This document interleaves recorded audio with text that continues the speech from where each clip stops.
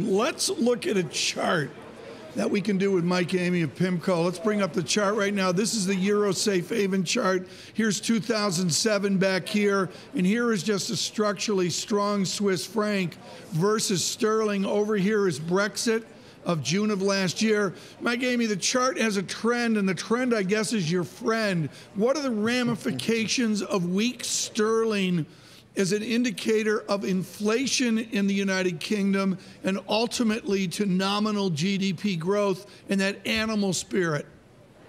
Okay, that's a very good question. So UK inflation, UK is one of the rare countries that's managed to achieve above target, or the developed countries that's managed to achieve above target inflation.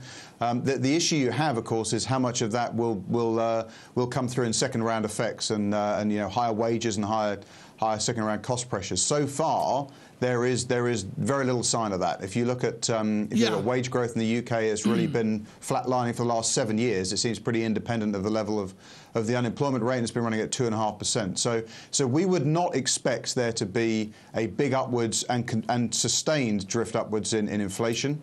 But the fact that sterling remains on the back foot obviously does hold up the import price effect and mean that at least for monetary policy, the Bank of England has to look at that. You know, they have an economy which is pretty close to full capacity, and it is something they should be focused on. They've highlighted it, and they will continue to. Let's look at the same chart, but different. This is simply cable, pound sterling to the U.S. dollar. It looks a lot the same as the one we just looked at. Again, the financial crisis over here.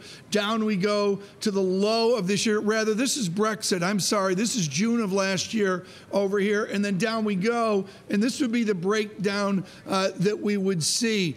Does investment flow into the United Kingdom with a weaker sterling? My dollars are worth more, my euros are worth more, etc. Or is the political turmoil we've seen in the last 24 hours so great that that theory goes out the window?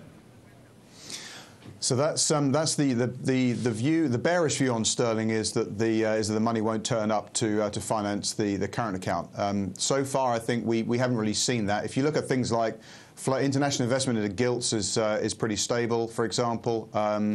Things like property, obviously, is the other obvious one. So far, if you look at the equity market is the mirror image of the currency. So that kind of tells you that people are willing to buy sterling assets, I think, in the event that we come under further pressure. I think really to view sterling as being, under a lot of pressure from here, you have to start to think that people lose faith in the infrastructure and the general policy framework for the UK. And I think we're a long way from that, frankly. So we would not expect a big leg down in sterling from here.